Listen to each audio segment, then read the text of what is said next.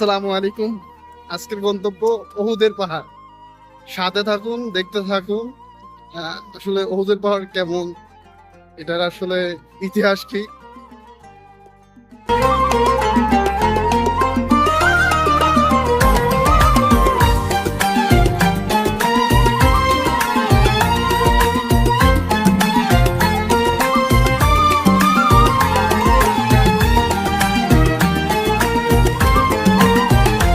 আজকের গন্তব্য ছিল ওহুদের পাহাড়।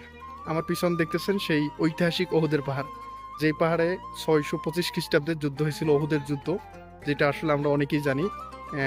এবং এই পাহাড়টা আসলে জান্নাতি পাহাড় হিসেবে প্রিয় রাসূল বলে গেছেন যে এইটাই আসলে জান্নাতি পাহাড়। হাদিসেও আসছে, বিভিন্ন হাদিসে আসছে, আপনারা অবশ্যই জানবেন। তো এই যুদ্ধে আসলে যখন গঠিত হয় তখন আসলে যুদ্ধে মক্কার কুরাইশ বংশে যারা ছিল তারা এবং এই মদিনায় মুসলমান যারা ছিল তাদের সাথে যুদ্ধ হয়। এ সময় আসলে 70 জন সাহাবী শহীদ হন।